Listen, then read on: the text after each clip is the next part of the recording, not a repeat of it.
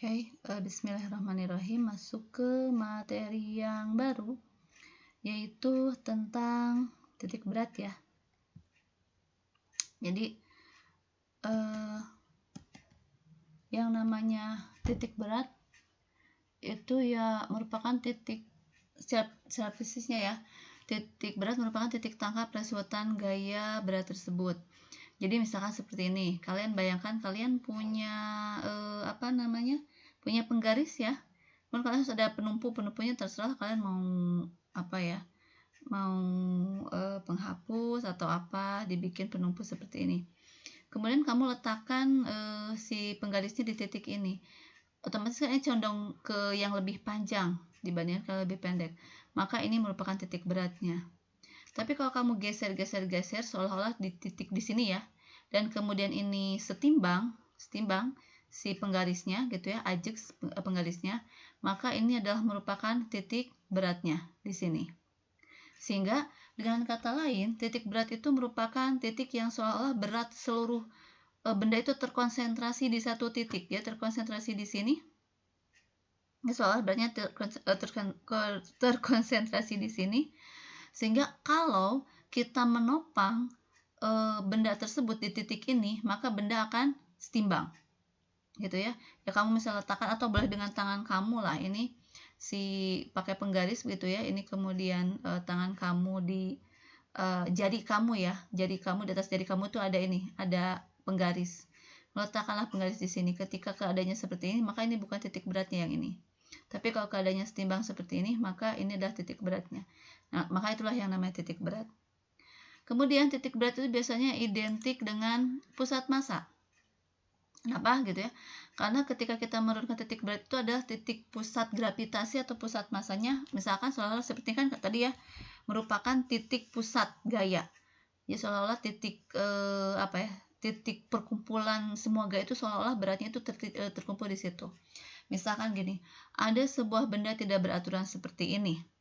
Nah, benda ini misalkan di titik ini memiliki, di titik ini ya, di titik ini dia memiliki berat W2, di titik ini berat W1, berat W3.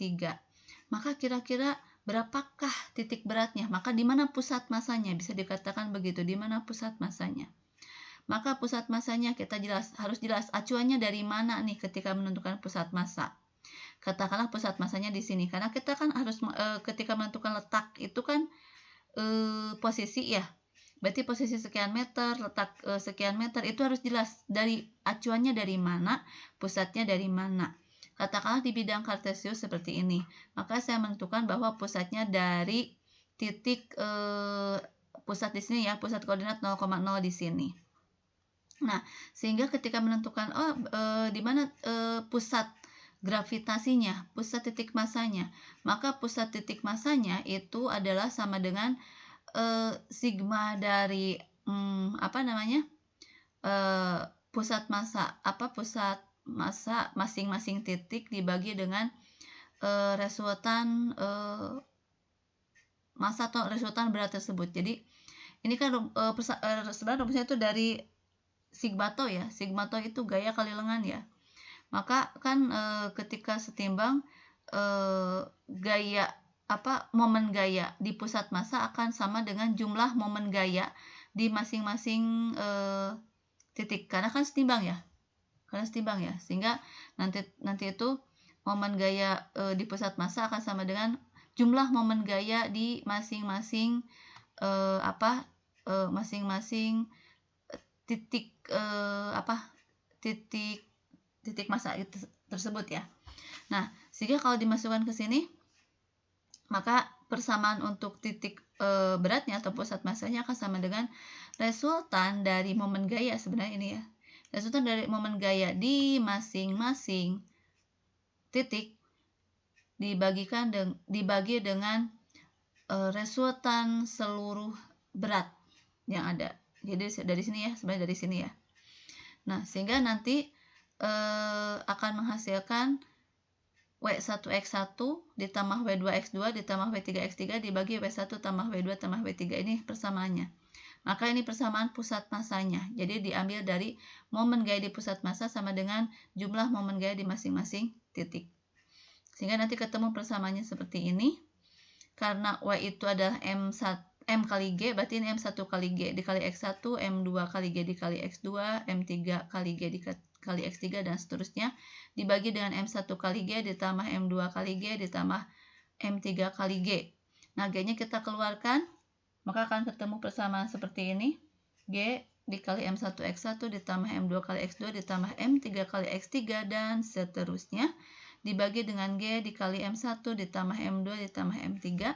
Kemudian G-nya kita coret karena G dibagi G adalah 1, sehingga diperolehlah letak posisi pusat massa memiliki persamaan M1 X1 ditambah M2 X2 ditambah M3 X3 dibagi M1 dan M2, sehingga diperolehlah persamaan bahwa titik pusat massa suatu benda atau titik pusat gravitasi suatu benda sama dengan jumlah dari massa masing-masing benda dikalikan dengan ini namanya pusat massa di masing-masing bagian dibagi dengan jumlah massanya.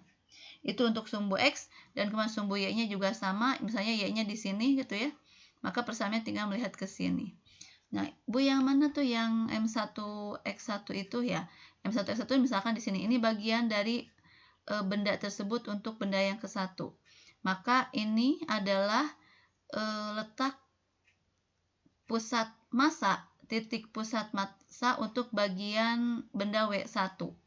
Dihitung dari apa? Dihitung tetap dari pusat koordinat 0,0. Jadi X1 itu apa? X1 itu pusat massa dari benda ke-1. Kemudian W2-nya ini, maka X2 adalah pusat massa dari W2, dan kemudian W3 itu adalah pusat massa dari W3. Jadi soal misalnya W3 itu dipotong di sini ya. Berarti mana pusat massanya? Tengah-tengah lah, diambilnya tengah-tengah W3. Nah, berarti kita tentukan X3-nya berapa nih? Nah, dihitung ke sini terhadap pusat koordinat gitu ya. Jadi rumusnya itu ya tinggal di sini aja untuk pusat massa atau pusat gravitasi atau titik berat di sumbu X pada satu benda adalah M1 kali X1 dibagi resultan M gitu ya. Atau sigma M1 X1 dibagi sigma M seluruhnya, Y-nya tinggal diganti dengan Y. Rumusnya hanya itu. Nanti kita lihat ke contoh soalnya seperti apa. Nah, kemudian karena M itu namanya massa benda ya, ini titik berat yang tadi ya. Kita tinggal dimasukkan Y-nya seperti ini. Kalau bendanya itu, ini rumusan pusat massa ya, tadi M1 ya. Y1 seperti ini juga sama, hampir sama seperti tadi yang ini. Ini tinggal ini kan penurunannya, maka rumusnya adalah ini untuk pusat berat atau rumusan titik berat pusat gravitasi gitu ya. Nah, kalau misalnya untuk pusat massanya ya, massa bendanya, berarti nanti Y-nya itu diganti dengan M. Dibagi M juga ya, tinggal begini. Begini ya. Jadi nanti silakan kalian bikin nih resumenya di buku catatan kalian. Kemudian kalau bendanya berbentuk panjang, ini yang W-nya tadi diganti dengan L, M-nya juga diganti dengan L gitu. Dari mana L? Katakanlah kalau untuk yang batang panjang itu kan rumus massa jenis itu M per V kan? Ya. Rumus massa jenis itu M per V berarti ya rho itu M per P, berarti M itu rho kali V gitu ya. Maka kalau bendanya itu katakanlah panjang, rho kali V gitu ya, M-nya itu berarti kan rho kali V ya, diganti dengan M-nya itu rho kali V. Nah, karena dia batang panjang seolah-olah luas penampangnya diabaikan, berarti hanya tinggal L-nya saja gitu. Sehingga untuk yang batang panjang, ini sebenarnya hubungannya bisa diturunkan seperti ini tuh ya, diturunkan seperti itu hubungannya dengan massa jenis. Massa jenis itu rho sama dengan M per P gitu gini ya. Jadi penurunannya begini. Sebentar. Penurunannya seperti ini. Jadi kan tadi itu persamaan pusat massa itu kan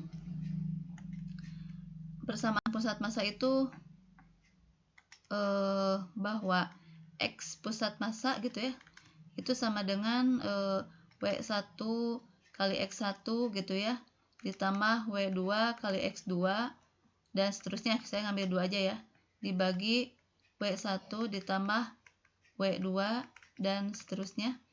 Ini untuk yang X, Y nya tinggal diganti. Kemudian untuk yang pusat masanya, ini G nya nanti kan dikeluarkan, maka ketemu gini kan, M1X1 ditambah M2X2 dan seterusnya dibagi M1 tambah M2. Ketika kita bicara tentang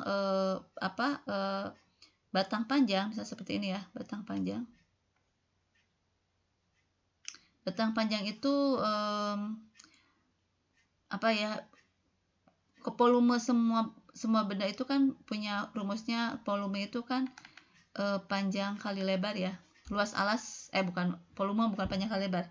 Luas alas kali tinggi ya. Katakanlah tingginya itu panjang si batangnya ini ya. Tingginya itu L. Berarti kan volume itu A kali L. Nah, sekarang untuk sistem batang panjang yang tadi kita ngambil dari rho ya. Rho itu sama dengan M per Pi. Berarti M itu sama dengan rho kali V gitu ya. Nah, berarti karena V itu A kali L, berarti M itu sama dengan rho A kali L. Nah, karena A-nya itu jauh lebih kecil daripada L, maka A-nya itu kita abaikan, sehingga sistem mencari massa untuk batang panjang ketika diketahui massa jenisnya itu sama dengan ini aja, rho kali L. Sehingga nanti kan rho-nya itu sama, rho ini dan rho ini sama, rho ini dan ini sama, nanti rho-nya bisa dicoret, sehingga pusat massa, ini sekarang pusat massa X0 aja ya, bukan Xg lagi.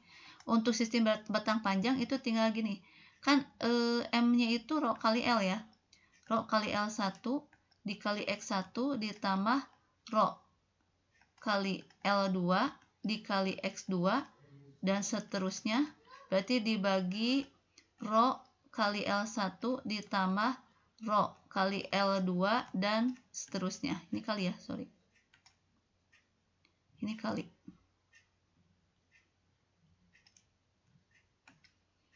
Kali L2. Berarti rho-nya kita coret kan? Nah, sehingga ketemu X0-nya itu menjadi L1 kali X1 ditambah L2 kali X2 per L1 tambah L2. Udah gini. Berarti nanti Y0-nya itu tinggal diganti dengan L1 kali Y1 ditambah L2 ya. Ditambah L2 kali Y2, ini dan seterusnya ya. Dan seterusnya dibagi L1 ditambah L2 dan seterusnya. Ini untuk sistem batang panjang. Contohnya misalkan gini ya. Nah, ini ada itu ya. Ada misalkan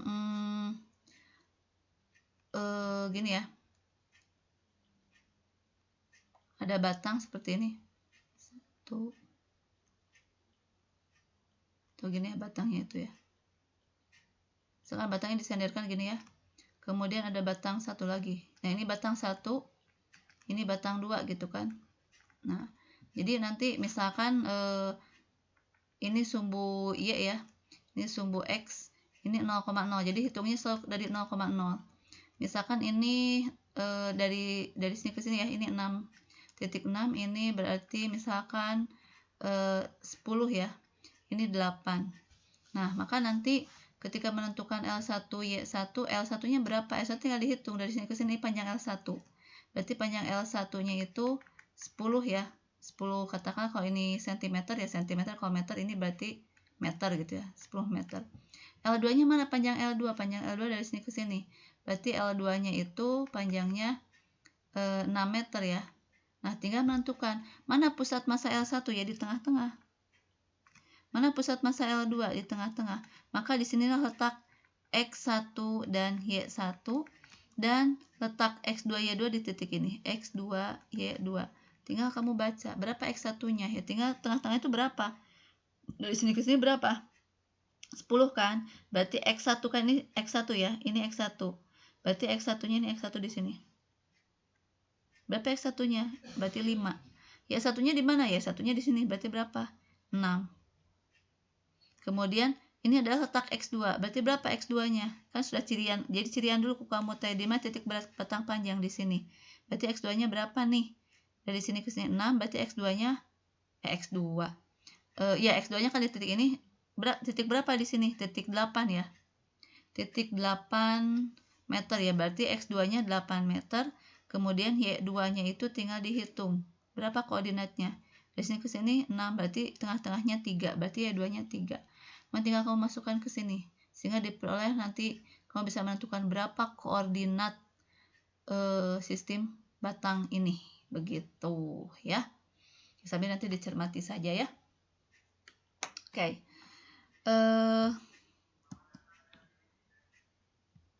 Itu untuk sistem batang ya, koordinat sistem batang.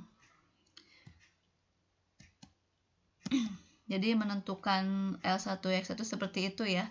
Jadi X itu adalah letak titik berat sumbu X untuk batang ke-1, Y2 diletak titik berat untuk batang kedua dan seterusnya. Ini kalau bendanya berbentuk batang panjang, kemudian kalau untuk bendanya semacam karton itu kan ketebalannya kecil sekali, tetapi kita bisa mencari luasnya kan, kalau misalnya karton, kertas gitu ya.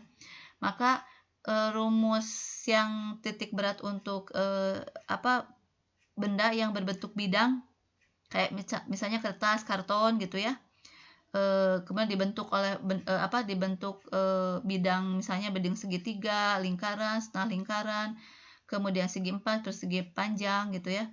Maka rumus persamaan titik beratnya adalah ini.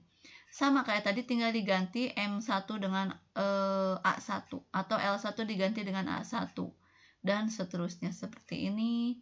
Kemudian Y-nya juga sama, M-nya itu diganti dengan A, L-nya diganti dengan A. Ininya tetap.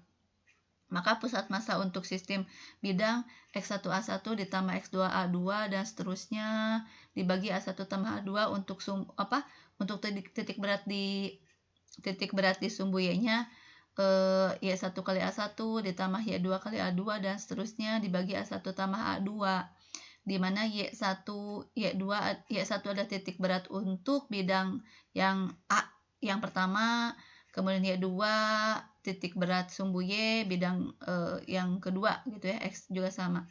Sehingga analogi ke sini untuk volume juga sama, X0-nya atau letak titik berat di sumbu X-nya itu adalah yang A-nya tinggal diganti dengan V, berarti X1 V1 ditambah X2 V2 dan seterusnya dibagi V1 tambah V2 dan seterusnya, di mana X1 adalah letak titik berat di sumbu X untuk bidang volume yang ke-1, bukan bidang ya, untuk ruang volume yang ke-1, X2 juga begitu, titik berat untuk bidang volume yang kedua.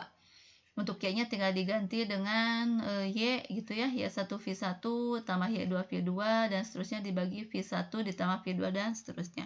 Maka inilah rumus-rumus titik berat untuk yang tadi yang menentukan pusat massa atau pusat massa benda atau gravitasi, pusat massa gravitasi, kemudian titik berat bidang, kemudian untuk yang batang panjang juga sama, dan untuk yang bidang plat homogen ya, seperti ini, berbentuk plat homogen, rumusnya seperti ini. Kemudian untuk yang berbentuk volume rumusnya seperti ini. Contoh soal untuk misalkan yang titik berat ini ya, mobil ya. Misal sebuah mobil memiliki 53% berat pada roda-roda depan. Jadi di roda depan dia memiliki massa 53% dari keseluruhan, dan kemudian roda belakang ini 47% dari berat keseluruhan. Kemudian jarak poros ya, jadi jarak dari tengah, jadi poros ya, pusat roda. Jarak dari pusat roda atau poros roda depan ke belakang adalah 2,4 meter. Ini berarti gaya normal pada kedua roda depan adalah sama ya, roda depan 0,53 dan roda belakang 0,47 dari berat keseluruhan. Nah, berapa jauh titik berat mobil tersebut dari poros roda? Poros roda yang mana gitu ya, pada poros roda. Jadi tentukan letak titik berat. Jadi yang kayak tadi, seandainya ditopang itu di mana ya, tapi harus dari acuannya harus jelas dari mana gitu ya. Nah, misalnya di sini nggak disebutkan saya akan menentukan acuan, titik acuannya misalnya dilihat dari poros roda belakang. Maka ini poros roda belakang sebagai titik acuan. Berarti titik 0,0-nya ada di sini. Yang tadi ya, kalau bukan tadi ya pusat koordinat 0,0 di bawah itu ya. Nah, maka untuk mobil ini pusat 0,0-nya di sini. Kemudian ini kan roda depan tidak menjadi poros ya, kita jadikan roda belakang sebagai porosnya. Titik 0,0-nya adalah di sini, sehingga dilihat di sini W1 adalah 0,47% dari W keseluruhan, tetapi X1-nya 0. Kenapa? Karena titik acuan menentukan letak X1, titik berat bagian benda ke-1, benda keduanya itu adalah di roda belakang. Sehingga bagian yang lainnya apa? Bagian yang lainnya adalah roda depan, di mana roda depan itu memiliki 0,53% dari berat, bukan 0,53% ya, 53% dari berat keseluruhan atau 0,53 W. Sehingga titik beratnya kan, titik berat roda itu tetap di tengah ya. Maka X3-nya itu kita hitung dari poros ke poros, karena letak titik beratnya di sini 2,46 yang kita masukkan 2,46. Berarti ini adalah bagian dari mobil yang ke-1, ini bagian berat dari mobil yang kedua. Tinggal kita masukkan ke rumus yang begini. W1X1 ditambah W2X2 dibagi W1 tambah W2. Karena titik acuan berarti X1-nya 0 dan kemudian X2-nya letak titik beratnya di sini, kita hitung dari titik acuan 0 ke sini adalah 2,46, sehingga kita masukkan. Ketemulah 1,30. Kita masukkan nilai-nilainya seperti ini. Nah, itu jadi contohnya ya. Ini contohnya misalnya mobil seperti ini. Atau kalau kamu di rumah ada benda lain yang terdiri dari dua bagian lah, kita bisa menentukan titik beratnya. Kemudian silahkan di rumah kalian, jadi kan tadi saya mencontohkan yang batang panjang sama yang mobil. Sekarang kalian di rumah silahkan kalian coba lakukan percobaan ini. Nanti percobaannya silahkan kalian hasilnya langkahnya kalian kerjakan, langkah-langkahnya ya. Seperti biasa, judul percobaannya adalah menentukan titik berat benda homogen. Ya. Tujuannya adalah untuk menentukan letak titik berat benda homogen. Alat dan bahannya ini silahkan kalian baca. Alatnya ada statip. Oh, kalau nggak ada statip ini coret aja ya statip ya. Nggak usah statip. Pakai ini aja, pakai paku. Pakai paku bisa atau pakai tangan juga bisa ya. Paku aja boleh lah ya. Kemudian yang kedua gunting, penggaris, silet atau cutter, beban pemberat, pensil. Pensil untuk menggambarkan. Bahan yang dipakainya talinya boleh lebih baik tali benang kasur aja ya. Tali benang kasur lebih enak. Atau tali wol juga bisa ya. Tali wol juga bisa, tali benang kasur bisa. Kardus atau karton. Nah, langkah-langkah kerjanya yang pertama adalah siapkan alat dan bahan yang kita gunakan. Silahkan ke alat bahan ini siapkan semuanya kecuali statip, nggak usah statip. Kemudian langkah yang kedua, buat 3 pola bentuk.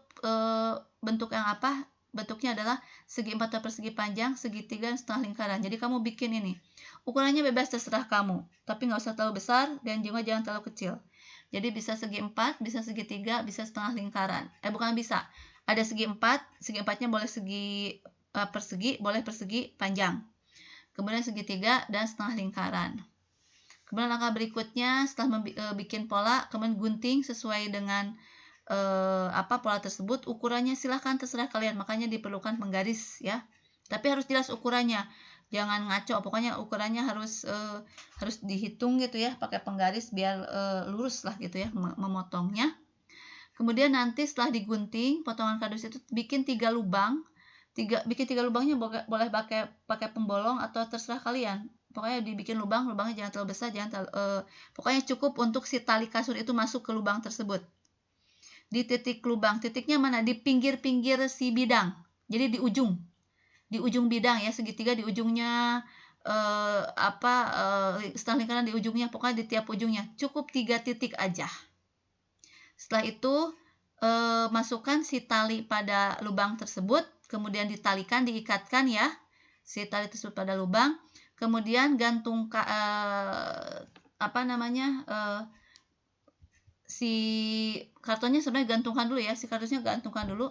Nah, pada ujung lainnya gantungkan beban. Bebannya boleh apa? Mau batu silahkan, mau pokoknya harus ada pemberat. Di ujung tali yang lainnya harus ada pemberat. Kemudian kalian gantungkan. Setelah itu, setelah digantungkan, nanti kan ada si talinya itu akan melewati bidang kardus itu ya, atau karton. Nah, maka sepanjang sepanjang tali itu, dari mulai titik lubang tali sampai ujung pemberat itu ya, sampai ujung karton yang ada pemberatnya itu, tali ujungnya pokoknya itu ditarik garis pakai pensil. Setelah itu lakukan langkah ke-6 dan ke-7 untuk 2 titik yang berbeda tadi ya.